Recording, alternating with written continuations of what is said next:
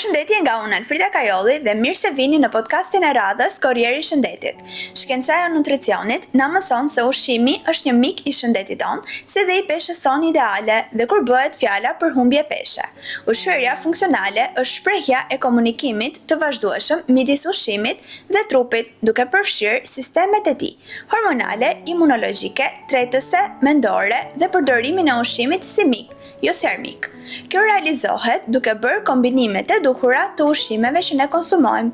Në këtë mënyrë, ne nuk jemi të fiksuar pas numërimit të kalorive dhe mund të arrijmë peshën tonë ideale si dhe ta ruajmë atë, pa bërë sakrifica apo dhe privime nga ushqimi. Për të folur mbi këtë temë, kemi të ftuar kimistin ushqimor të Institutit Kulinar në Ranzi, zotin Alken Çuko. Përshëndetje Alken, mirë se erdhe. Përshëndetje Frida dhe si gjithmonë shumë kënaqësi që së bashku diskutojmë tema të cilat prekin të gjithë shoqërinë tonë, shikuesit tanë, por dhe ata që ende kanë për ta zbuluar këtë podcast të mrekullueshëm që ne të dy realizojmë së bashku. Atëherë çfarë do të thotë që ushqimi është aleati ynë për të arritur dhe për të ruajtur peshën ideale, gjithashtu dhe si mund të hamë ne të mos shëndoshemi? Atëherë, pa diskutim që ushqimi është aleati ynë më i mirë dhe ajo çfarë ne do të kujdesemi më tepër për regjimin tonë ushqimor, për një shëndet të mirë, për një stil jetese të shëndetshme, për një aspekt emocional të mirë, sepse detyrimisht ushqimi është një kënaqësi në fund të ditës dhe kënaqësia përkthehet më pas në emocione. Dhe në fakt, për shumë kohë, jemi kornizuar në disa modele të caktuara të cilat na thonë duhet të konsumosh në këtë orë, duhet të hash më pak gjatë kësaj ore të ditës, duhet të pish këtë lëng që të dobësosh, duhet të pish këtë lëng që të shëndoshesh, duhet të mos konsumosh glutenin, duhet të mos konsumosh laktozën, etj. Domethënë shumë teorira të ndryshme të cilat në fakt nuk bëjnë asnjë gjë tjetër vetë se japin një konfuzim. Dhe konfuzimi asnjëherë nuk është i mirë sepse detyrimisht ato mund të jenë të vlefshme, por nuk janë absolute. Që do të thotë, ne në aspektin fiziologjik si jemi ndërtuar, në aspektin biokimik, pra metabolizmi i një individi ose një personi 20 vjeç nuk është i njëjtë me metabolizmin e një personi 30 vjeç apo të një fëmie, kështu që këto ndryshojnë dhe një parametra të cilat ti nuk i ndalon dot. Pra, është mosha, është jeta. Dhe sëmundje të ndryshme apo sindroma metabolike, pra nëse flasim për IBS, pra sëmundja e zorrat e irrituara, apo nëse flasim për intoleranca, apo nëse flasim për mëlçinë e sëmur apo pankreasin e sëmur, sepse janë elemente kryesorë të cilët ndikojnë në mënyrën se si tresin dhe procesojnë ushqimin, apo nivele hormonale të disbalancuara, sidomos tek femrat të cilat kanë dhe këtë periudhën e menopauzës ose paramenopauza, të cilat influencojnë drejt për drejt në aspektin e tyre emocional. Kështu që është një tërësi e gjërave të ndryshme të cilat influencojnë. Prandaj të gjitha këto modelet që sugjerohen, patjetër e kanë një vërtetësi, por nuk janë absolute. Dhe prandaj shkencëtarë të ndryshëm, studios të ndryshëm dhe akoma dhe më tepër këto vitet e fundit kanë propozuar, le të themi, modele të ndryshme, por akoma edhe më tepër modeli i ushqyerjes, së kombinimit të ushqimeve, duke mos u bazuar më pas në matjen e kalorive, të shohim se sa hapa kemi bërë gjatë ditës, sa kalori kemi ngrënë total etj. Por le të bëjmë një kombinim, le të themi, të ushqimeve të përditshmërisë tonë, duke i lejuar më pas stomakut, sistemit digestiv, zgavërës së gojës, pra ko ty fillon dhe mastikimi dhe tretja fillimisht, të kryejnë këto procese sa më lehtë dhe në këtë mënyrë mos t'ja privojmë vetes atë kënaqësi që është kënaqësia më e madhe në fakt në botë dhe është pikërisht ushqimi. Dhe për sa i përket ushqimit dhe kombinimeve, detyrimisht tre elementet kryesorë ose tre përbërësit kryesorë të pjesës përbërëse të ushqimeve janë karbohidratet, proteinat dhe yndyrnat, ato çfarë ne kemi përmendur gjithmonë që bëjnë pjesë në makroelementet dhe janë ato çfarë ne na sigurojnë energji. Dhe detyrimisht nëse flasim për proteinat, 1 gram protein ka rreth 4 kalori për gram, 1 gram yndyrë ka rreth 9 kalori për gram dhe 1 gram protein dhe karbohidrat kanë nga 4 kalori për gram. Pra, karbohidratet dhe proteina 4 kalori për gram, yndyrnat 9 kalori për gram. Kështu që e shohim shumë në fakt dhe se sa diferencë të madhe ka yndyrna nga karbohidrati dhe proteina. Pra rreth 2.1 herë më shumë se sa makroelementet e tjerë. Dhe kombinimi ndërmjet këtyre të trejave determinon ose përcakton dhe mënyrën se si ne tresim, se si ne reagojmë, se si ne ndihemi. Në stomakun tonë, le të themi, aty ekzistojnë gjendra të ndryshme. Jo detyrimisht gjendra, por ato çfarë gjendrat tona, por organet tona prodhojnë, të cilat janë enzimet e ndryshme. Pra mëlçia jonë funksionon, pankreasi po ashtu dhe lëngjet biliare nga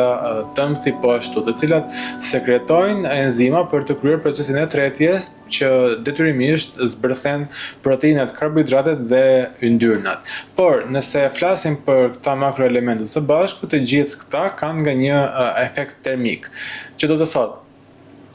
efekti termik shpjegohet ndryshe në faktin që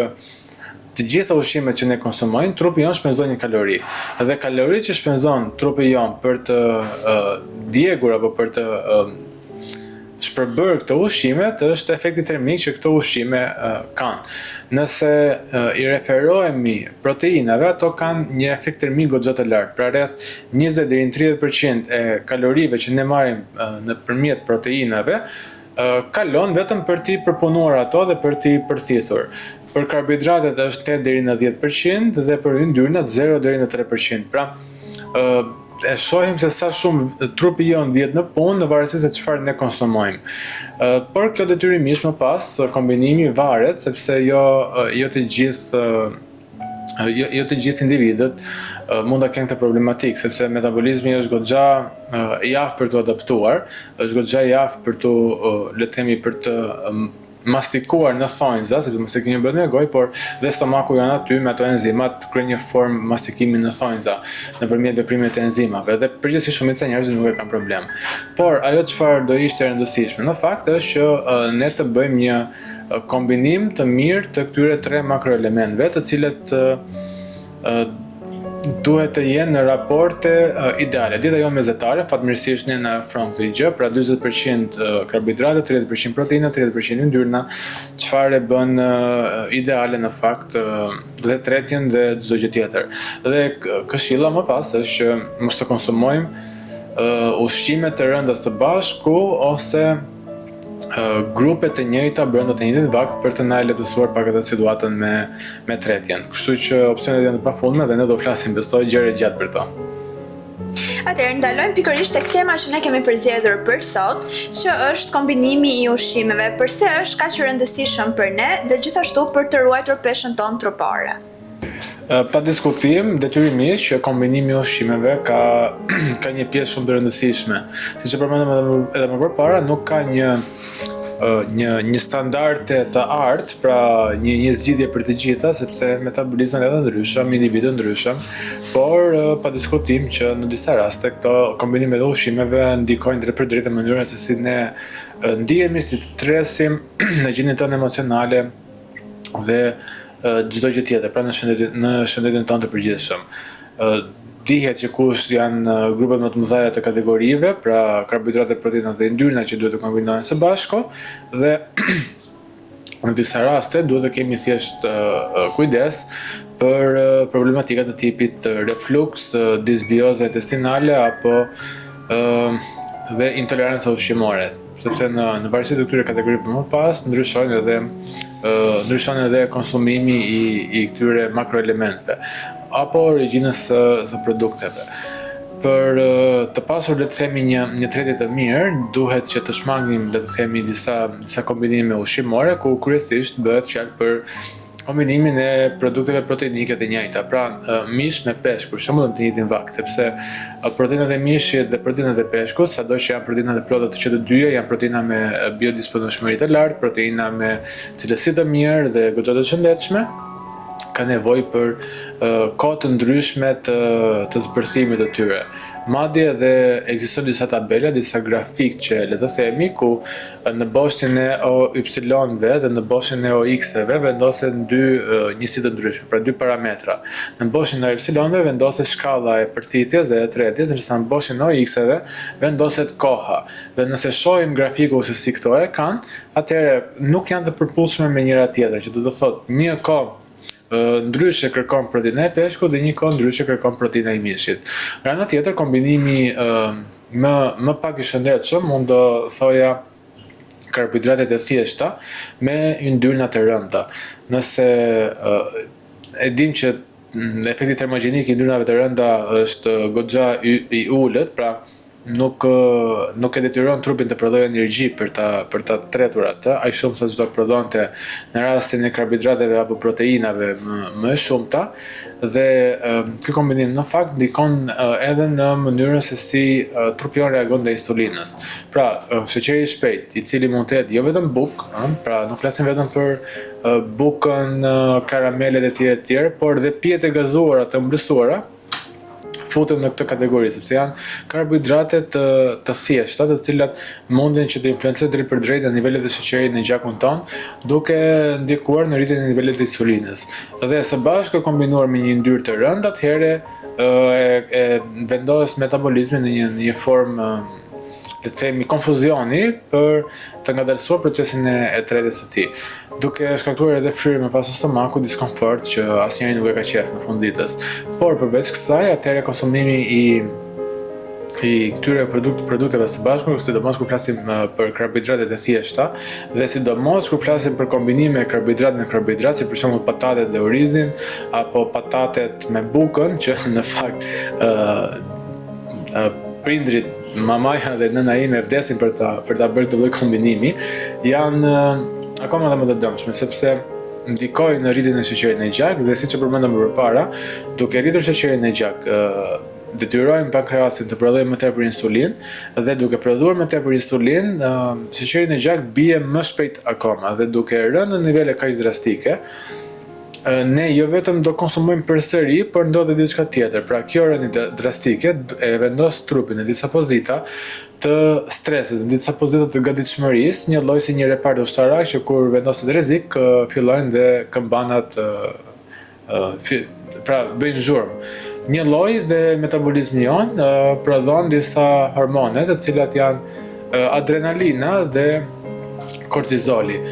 Dy hormone të cilat në një farë mënyre shkaktojnë një lloj disbalance në sistemin tonë hormonal, duke na ndikuar edhe në mënyrën se si ne ndihemi, pra se si kryejmë atë aktivitetin tonë të përditshmërisë. Kështu që kjo zakonisht duhet evituar. Më pas disa kombinime të tjera të cilat mund përmendim që zakonisht bëhen edhe në jetën e përditshme dhe besoj minimalisht secili nga ne e ka bërë vetëm një herë, është kombinimi i kafes me qumshtin. Pra macchiato e zakonshme, dhe një më kotë kur shkon në kafe dhe zakonisht kur konsumon kafe normale apo kur konsumon kafe me qumësh, ajo kafe me qumësh të bie paksa më rënd. Kjo nuk ndodh pa arsye, por ka një diçka mbrapa. Pra, qumshti si një produkt me origjinë shtazore dhe laktokazarja, me pak fjalë, përmban nga vetë fjala një proteinë laktokazarja, përmban proteinën e kazeinës. Dhe kazeina në fakt me kafe ka aftësi që të kombinohet dhe të formojë një precipitat. Precipitatet janë disa element, janë disa molekula, le të themi, të cilat kanë vështirësi shumë të madhe për t'u zbërthyer, për t'u tretur. Një lloj si ai guri ose rëra që sedimenton në fund të ujit të turbut. Pra, ajo prodhohet në formën e një precipitati, dhe në këtë mënyrë shkakton shqetësime dhe diskomfort në sistemin tonë tretës. Nga ana tjetër, edhe produktet e thjerrzave, të cilat ose produktet të tipit legume, siç janë fasulet, të kombinuar me një produkt shtazor siç është djathi, mundet të shkaktojnë disa shqetësime për tretjen, për shkak se do të nevojiten dy lloje të ndryshme enzimash për të tretur këto produkte dhe detyrimisht do shkaktojnë diskomfort. Por normalisht këto janë disa referenca, janë disa le themi udhëzime si guida, të cilat jo detyrimisht të gjithëve do t'i ndikojnë. Por në disa raste të veçanta patjetër që janë të rëndësishme për tu ndjekur.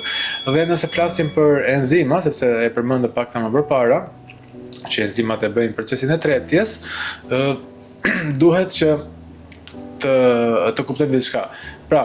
të marrim një shembull konkret. Frutat që janë pjesa jonë përbërëse dhe përditshmëria jonë që nuk duhet asnjëherë të mungoj, ato treten shumë shpejt dhe kemi vënë re se sa herë konsumojmë një frut ne pas një ore, pra në stomakun le të themi pas një gjë tjetër, vetëm frutin. Sa herë konsumojmë atë, atëherë ndijmë nevojën për të ngrënë akoma më shpejt, pra pas një ore ose pas një ore gjys. Pra na vjen dëshira për të ushqyer. Dhe detyrimisht kanë të kuptojnë që frutat kanë aftësi për të tretur mjaft lehtë në organizmin tonë, sepse janë mjaft të lehta që të zbërthehen nga enzimat e stomakut tonë. Por nga ana tjetër, nëse ne konsumojmë fruta pas një vakti të rënd, siç është kombinimi i mishit me një burim karbohidrate që mund të jenë patatet, gjithashtu edhe me yndyrna që është vaj që skuqet, atëherë pasi konsumojmë këtë vakt, i cili në vetvete është goxha i rënd, atëherë konsumojmë edhe një frut që mund të jetë një moll, atëherë ne do të kemi më shumë të vështirë për ta tretur atë, duke bërë dhe një fermentim të pjeshëm në pjesën e stomakut si pasojë e qëndrimit të gjatë në atë zonë. Sepse të tjera janë proteinat e mishit, enzimat e mishit që nevojiten për ta zbërthyer atë, dhe të tjerat janë enzimat që nevojiten për të tretur frutat. Dhe në këtë mënyrë kjo është një, le të themi, udhëzim paksa i përditshëm, por që ndikon shumë në mënyrën se si ne duhet të bëjmë përzgjedhjet tona ushqimore për të jetuar një jetë të shëndetshëm dhe për ta shfrytzuar atë aftësi që metabolizmi ynë ka për të djegur kalori, sepse vetë ne jemi të dizenjuar për të djegur kalori, jemi të dizenjuar që të shpenzojmë energji dhe çdo ushqim që ekziston, ne jemi të predispozuar për ta konvertuar atë në energji. Kështu që le ta shfrytëzojmë këtë aftësi të trupit tonë për të mos u privuar nga e gjithë kënaqësia që ushqimet kanë për ta na ofruar dhe në të njëjtën kohë të shijojmë dhe jetën, sepse përmendim gjithmonë, ushqimi është kënaqësia një ndër kënaqësitë më të mëdha të jetës. Kalojmë te kombinimet ushqimore. Të lutem, më thuaj disa shembuj konkret që ne mund të përdorim. Pikërisht, prandaj fal kompanisë Nerandi dhe dyqaneve të saj në të gjithë Shqipërinë, ne kemi mundësinë në fakt që të zgjedhim produkte cilësore, por të bëjmë edhe disa kombinime interesante, mjaft të rëndësishme, të cilat na ndihmojnë më pas me përditshmërinë tonë. Dhe një nga ato më të famshëm në fakt që në dyqanet e Nerandi dhe Organic Market pa diskutim gjendet, është kombinimi i një produkti me origjinë bimore me një tjetër produkt me origjinë bimore, por diferenca është se njëri prej këtyre është dridh, ndërsa tjetri është në familjen e legumeve. Që do të thotë që në kohët e lashta në fakt, këto dy kombinime së bashku, madje edhe në traditën tonë, drithrat me legumet janë konsumuar mjaft mirë, por është një ndër ato kombinimet inteligjente të cilat kombinon aminoacidet përkatëse të dyve duke dhënë një proteinë të plotë. E dim shumë mirë që produktet me origjinë bimore nuk janë të kompletuar nga pikpamja e profilit të aminoacideve. Pra, 9 janë ato më kryesore që bëjnë proteinën e plotë, ndërsa në mënyrë individuale secili prej këtyre dy paketimeve nuk i përmbushin të 9-ta. Por kur kombinohen së bashku, atëherë ato bëjnë një kombinim inteligjent duke na ofruar të 9 aminoacidet esenciale. Në fakt ne jemi mësuar të konsumojmë vetëm fasule normale, fasule të bardha apo fasule të kuqe më shumëta, por në pikat e dyqaneve të Nerandi Organic Market ndodhen dhe versione të ndryshme të këtyre legumeve, si fasulet syzeza. Pra, për të ndryshuar pak nga jo monotonia, nga rutina e përditshmërisë tonë, atëherë mundet të përdorim dhe këtë alternativë për të kombinuar apo për të lutur pak edhe me shijet tona. Zakonisht ne kemi kombinuar fasulet me oriz, por mund ta bëjmë shumë mirë atë edhe me quinoa, që është përsëri një dridh mjaft i fuqishëm me përmbajtje shumë të lartë proteinike. Një tjetër kombinim mjaft inteligjent, unë do përmendja, do ishte kombinimi i një proteine, siç janë sardelet. Në fakt, këtu kemi sardele në vaj soje dhe tonin e peshkut, por për efekt aftësisë sa mund të mbaj, të marrim një burim proteinik që janë sardelet, që janë mjaft ushqyese, dhe ky versioni që unë kam është me spec djegës, çfarë kapsaicina në këtë produkt në ndihmon akoma dhe më shumë me tretin duke aktivizuar metabolizmin për efekt të termogenezës që mundet të na ofrojë. I kombinuar me Orizin Kaf ka një benefit akoma më të lartë, sepse jep mundësi karbohidrateve që të sekretojnë disa enzima, që më pas proteinat e peshkut të jenë më të lehta që të asimilohen. Dhe për të lehtësuar akoma dhe më shumë tretjen, ky kombinim, që në vetvete është mjaft inteligjent, mund t'i shtojmë edhe pak lëng limoni. Atëherë, në pikat e dyqaneve të Neranzit, ne kemi lëng limoni në forma të ndryshme. Pra, në paketim më të madh, por edhe në paketim më të vogël. Ndërsa ky që unë kam në dorë është një varietet specifik i limonit që quhet yuzu. Është një varietet mjaft interesant me një shije akoma dhe më të thellë se sa limoni, por që ofron të njëjtat vlera ushqyese, madje edhe disa më të larta për shkak të veçantisë së tij. Dhe i pasur me vitaminë C, së bashku me Orizin Kaf dhe peshkun, sardelet në këtë rast, janë një kombinim mjaft interesant i cili na mban të ngopur, na ndihmon në stabilizimin e niveleve të sheqerit në gjak, na ofron makroelement dhe mikroelement shumë të rëndësishëm, madje tek Orizin Kaf ne gjejmë dhe mikroelement si kalciumi, që është mjaft i rëndësishëm dhe për shëndetin e kockave tona. Kështu që kombinimet të tilla inteligjente ka pafund në dyqanet e Neranzit, mjafton që vetëm të futesh dhe aty gjen një pafundësi me opsione të ndryshme. Dhe kombinimet e tjera në fakt inteligjente që mjaft mirë gjenden në pikat e dyqaneve të Neranzi Organic Market është dhe kombinimi i frutave të pyllit me çokoladën e zezë. Atëherë, ekzistojnë pa diskutim çokolada të ndryshme në treg, të cilat kanë përmbajtje frutash, kanë përmbajtje të ndryshme, le të themi në përbërjen e tyre, por asnjëherë nuk mundet të arrish, le të themi atë vlerën e lartë ushqyese, siç mund të arrijë me frutat e ngrira, të cilat edhe pse të ngrira janë shumë dhe shumë ushqyese, sepse kanë arritur pikun e tyre klimaterik, antocianinat janë formuar në sasinë maksimale, flavonidët janë akoma dhe më të larta, dhe fruti ka dhe ata aromën më të theksuar. Dhe kombinuar me një çokoladë të zezë, e cila në fakt minimumi do ishte ideale 70% për të marrë teobrominën e nevojshme, për të marrë flavonidët e dura, për të marrë antioksidantet e dur, kalciumin, magnezin, zinkun, që në çokoladën e zezë është prezente, është një nga ato kombinimet inteligjente të cilat në fakt janë mjaft të përdorshme dhe e balancojnë shumë mirë, le të themi, një regjim ushqimor, duke ndihmuar gjithashtu nga ana tjetër dhe në balancimin hormonal, në stabilizimin e niveleve të sheqerit në gjak, ndihmojnë në rregullimin e mikroflorës intestinale dhe njëkohësisht duke lehtësuar, le të themi, punë dhe sistemi ton tretës me situatën e enzimave që sa herë ne konsumojmë ato sekretohen. Për tjetër kombinim, në fakt, në gamën e gjerë të produkteve që Neranzi ofron, unë do përmendja kombinimin e specave të pjekur,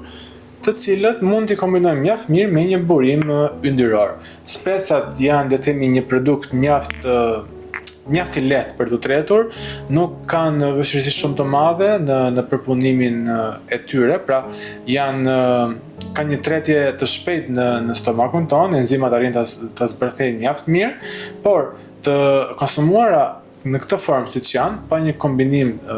siç është burimi yndyror i vaj të farave të linit, ato do tretesin shumë shpejt, madje do ndjeshim edhe më të uritur për një kohë më të shkurtër. Por kur realizojmë një kombinim të tillë që më pas mund ta konsumojmë edhe ndoshta me 30-50 gram bukë integrale që duhet të theksohet, e bën atë një kombinim inteligjent duke na ofruar yndyrnat e mira omega 3 nga vaji i farave të linit dhe fibrat e nevojshme për shëndetin ton gastrointestinal nga speci i pjekur. Dhe në këtë mënyrë ne arrijmë që të balancojmë mjaft mirë dhe regjimin ton. Por në momentet të cilat mbase nuk i kemi të dyja në shtëpi, në pikat e dyqaneve të Nerandzit ekzistojnë dhe produkte të tilla, shumë inteligjente, të tilla si Armonia di Pepperoni. Atëherë Armonia di Pepperoni praktikisht është një përzierje e specave të pjekur, të cilat grihen në kombinim me mix djathi, madje edhe me burime të shëndetshme yndyrore, të cilat e bëjnë atë të ideale për brusketa të ndryshme, për salsa të ndryshme të kombinuara me oriz, me pasta integrale, duke na lehtësuar gjithashtu edhe punë. Kështu që është një produkt inteligjent që edhe pse nuk kam dy produkte në dorë për t'i kombinuar, por në vetvete është një kombinim mjaft interesant dhe inteligjent në tematikën që po diskutojmë. Një tjetër element që dua ta përmend për sa i përket kombinimeve ushqimore është kombinimi i qumshtit me mjaltin. Atëherë, qumshti si një produkt ushqimor ne ndonjëherë edhe nuk e preferojmë. Vitet e fundit tashmë kemi disa stereotipe të ndryshme apo ideologji të cilat mendojmë se laktoza apo yndyra e qumshit na bën dëm, por në fakt nuk është e tillë, sepse qumshi si një produkt shtazor laktokazarja është ideal për shkak të përmbajtjes së lartë të yndyrës së tij. Paketimi i tillë në ngjyrën blu do të thotë që është një qumësh me përmbajtje mesatare të yndyrës. Dhe yndyra në këtë qumësh është e rëndësishme sepse ajo shërben si mbajtësja e vitaminave të rëndësishme të tretshme në yndyrë si vitamina D, vitamina E, vitamina K dhe vitamina A. E kombinuar më pas me mjalt, sidomos në darkë, duke na ofruar karbohidrate komplekse, gjithashtu dhe karbohidrate të thjeshta, por dhe enzima të panumërta që mjalti i ofron. Gjithashtu duke e kombinuar në fakt kjo është interesante në fakt, duke kombinuar në darkë këto dy produkte së bashku, atëherë ne arrim që të ngrimë dhe pak temperaturën e trupit, të realizojmë një efekt termodinamik dhe rritja e temperaturës më pas do pasohet me uljen e temperaturës, duke le të themi e para përgatitur trupin ton dhe për të bërë një gjumë të mirë, sepse ne patjetër duhet të kombinojmë ushqime, duhet të kujdesemi për çfarë konsumojmë dhe gjithmonë të jemi koshient mënyrën se si dhe se sa konsumojmë, por gjumi është një tjetër faktor mjaft i rëndësishëm në këtë aspekt, sepse luan një rol shumë të madh në hormonet tona. Dhe duke bërë një gjumë sa më të thellë, atëherë ne kemi nivele të ulta të kortizolit, kemi prodhim të durë të melatoninës, kemi atë ciklin cirkadian të rregulluar duke mos e shqetësuar dhe në të njëjtën kohë japi mundësi dhe muskujve të relaksohen, sistemi imunitar të forcohet e kështu me radhë. Tjetër kombinim në fakt që unë do doja ta përmendja, në fakt do përmendë dy të tjera, është kombinimi i erzave të ndryshme, shumë antioksidante, me veti të fuqishme, së bashku me qumshtin vegetal, në këtë rast qumshtin e bajameve. Atëherë, duket pak se çuditshme se si mund të kombinojmë dy erza të cilat janë të përdorshme në kuzhinë me një produkt që e shohim shpesh të përdoret si kolacion për mëngjes, por hera herës është rëndësishme të dalim pak jashtë atij konceptit, jashtë kutisë dhe të mendojmë për tej, për të përmirësuar shëndetin tonë. Atëherë, tumeriku dhe xhinxheri janë dy elementë mjaft të rëndësishëm antioksidues, tumeriku që përmban kurkuminat, disa alkaloid të fuqishëm me efekt mjaft të mirë antiinflamator, por edhe antioksidues, dhe xhinxheri me xhinxherolet e veta që gjithashtu është një aleat i mirë për sistemin tonë imunitar në përgjithësi, por fal efektit pikant dhe fal efektit antioksidant që të dy këta element kanë së bashku, atëherë rizgjojnë ato enzimat në stomakun ton për të kryer atë funksionet e tyre metabolik në mënyrën më optimale. E kombinuar me një qumësht vegetal, atëherë ne realizojmë në një farë forme një shoc inteligjent të kombinuar me produkte sa më afër natyrës. Gjithashtu marrim dhe proteinat e nevojshme, të cilat qumshi bajames i kanë sasi goxha të lartë në krahasim me homologët e tjerë. Madje edhe shumë vitamina, ku vitamina E është më kryesorja në qumshtin e bajames, sepse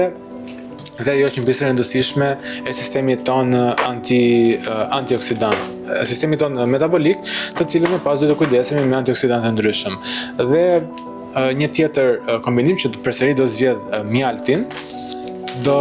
kisha preferencë të përmendja disa produkte. Atëherë, do kalojmë përsëri te qumshti.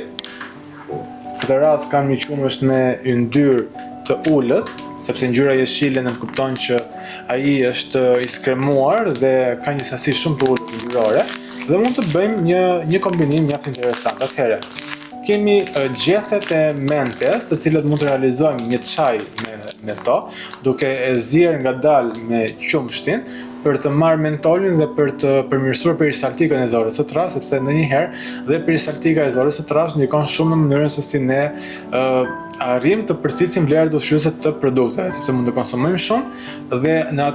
atë moment ne shqetësojmë le të themi sistemin tonë tretës. Gjethet e mentes janë ideale sepse kanë efekt antispazmatik për të relaksuar muskujt e sistemit tonë gastrointestinal. Njëkohësisht ideale edhe për ato edhe për gratë të cilat janë në fazën e tyre të menopauzës, por dhe gjatë menstruacioneve. Atëherë të kombinuar më pas këto me mjaltin, me qumshtin i cili ka sasi të proteinave,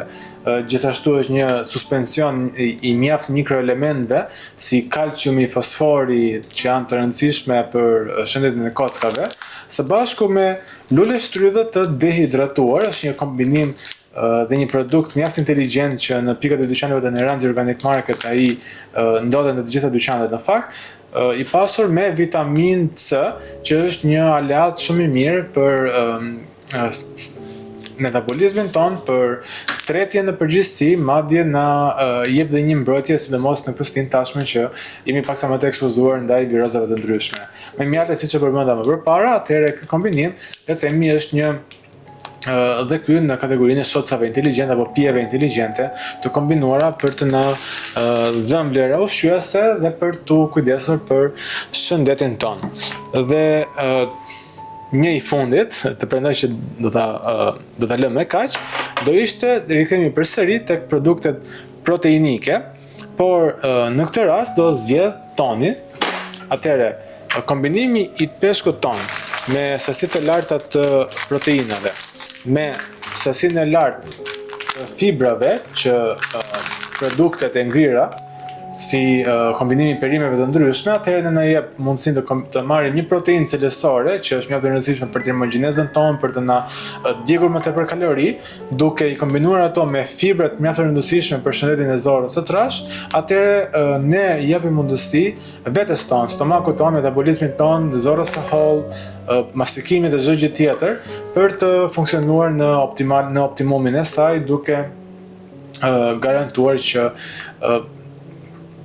garantuar një shëndet të mirë tretës, por dhe duhet ta përmendim domethënë që mos të fokusohemi shumë kalorive, por ta shijojmë si eksperiencë dhe mos të mendojmë më tepër se sa kaq. Thjesht duke kombinuar produkte të tilla inteligjente, ne mundet që të jetojmë një jetë shumë të shëndetshme, madje të humbim pesh prej këtyre produkteve. Sepse jeta është shumë e shkurtër për të numëruar kaloritë në fund të ditës. Për të ruajtur edhe peshën e duhur, por për individ që kanë diabet dhe gjithashtu insulinorezistencë, indeksi glicemik është shumë i rëndësishëm. Si mund të kombinojmë ne ushqime për të mbajtur një indeks glicemik sa më të ulët? Në fakt, ne diskutuam gjëra gjatë për të gjitha produktet ushqimore, sepse në thelb ato ndikojnë ose drejt për drejt ose në mënyrë të tërthort në metabolizmin tonë, në mënyrën se si ai tret, në mënyrën se si ai ndihet, se si reagon dhe çdo gjë tjetër. Të gjitha produktet pa përjashtim kanë të përbërë tre element kryesor: karbohidratet, proteinat dhe yndyrnat, dhe insulina në fakt, apo ata të cilët kanë probleme me intolerancat e ndryshme, siç e përmendë. Nëse flasim për grupin e parë, pra insulinrezistenca, që lidhet me nivelet e sheqerit në gjak, atëherë kujdesi kryesor primar është konsumimi i karbohidrateve, pra ato karbohidratet e thjeshta që janë pjetë sheqerosura, buka e bardhë e kështu me radhë. Fatmirësisht në dyqanet e Neranxhit gjithmonë gjenden alternativa të ndryshme, si orizi i kuq, që është një super oriz që përmendëm më përpara, quinoa, drithra ose pseudodrithra si me afarat amaranth, që janë super të mira dhe shumë të shëndetshme, madje ofrojnë fraksione karbohidrate shumë komplekse. Një tjetër karbohidrat shumë i mirë është dhe kungulli i dimrit, që dyqanet e rancet e sillen atë në formën e ngrirë, që është goxha i shijshëm dhe mund të bëjnë dhe supra të ndryshëm me atë. Por një kombinim mjaft interesant në fakt që gjithmonë do ta sugjeroja do të ishte kombinimi i këtyre karbohidrateve me një fraksion proteinik, gjithashtu me një yndyrë të shëndetshme. Pra, një përzierje të gjithë këtyre tre elementeve së bashku në mënyrë që tretja dhe nivelet e sheqerit në gjak të jenë paksa më të kontrolluara dhe mos e na dali jashtë kontrollit situata. Kështu që janë produkte të përditshmërisë, janë produkte që nuk kërkojnë shumë mund që të gjenden. Çdo produkt që ne kemi folur sot së bashku, mendoj që minimalisht një herë të paktën është gjetur në kuzhinën e të gjithë shikuesve që e ndjekin këtë podcastin ton, vetëm kombinimi që duhet të ketë parasysh për të qenë një kombinim sa më i shëndetshëm në raportin e sasisë së karbohidrateve, proteinave dhe yndyrnave, por dhe sasisë që konsumojmë. Pra, siç themi, një pjatë është e shëndetshme nga 400 deri në 800 kalori për një regjim normal ushqimor, pra pa u bazuar, kjo nuk është një vlerë fikse, sepse ndryshon, ka sasira të ndryshme dhe nevoja të ndryshme metabolike, por një mesatare në formë arbitrare mund të jetë 400 deri në 800 kalori, duke pasur në konsiderat që pjatat të përbëhet nga 40% karbohidrate, 30% proteina dhe 30% yndyrna, të gjitha karbohidratet komplekse, proteinat shtazore shumë të rëndësishme dhe yndyrnat, kryesisht yndyrna jo të ngopura dhe yndyrna të shëndetshme si vaj ulldirit apo avokado, vaj fareve të lindit apo vaj i avokados nga ana tjetër. Dhe në këtë mënyrë ne realizojmë një autokontrol mjaft të thjeshtë pa pasur nevojë që të rrim me kronometër apo me maca kalorish. Çfarë mund të themi ne në mënyrë të përmbledhur për këtë temë? Zgjidhni produkte cilësore, zgjidhni produkte të cilat janë të sigurta për konsum, produkte të cilat ofrojnë shumë vlerë ushqyese, janë sa më pak të përpunuara, por qoftë edhe të përpunuara, të lexohen etiketat nga pas për të ditur se çfarë elementësh ato përmbajnë. Fatmirësisht Neranzi gjithmonë njihet për cilësinë e lartë, njihet për produktet që ai zgjedh për të tregtuar dhe qoftë produkte të cilat janë një origjinë të vetme ose të përbëra nga një produkt i vetëm, apo qoftë produkte të cilat janë miks i elementeve së bashku, pra në formë industriale, atëherë edhe në këtë rast mundohemi gjithmonë që të kemi ato produkte të cilat vinë në forma sa më natyrale, pra me sa më pak trashës, me sa më pak adensant, me sa më pak konservant, me sa më pak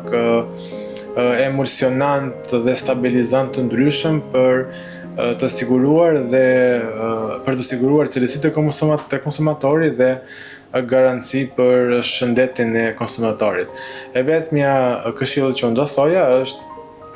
të mos numërojmë gjithmonë kaloritë, të jetojmë një jetë pa kufizime, të jetojmë një jetë të shëndetshme, të ndjekim këto kombinime të shëndetshme ushqimore, të kemi parasysh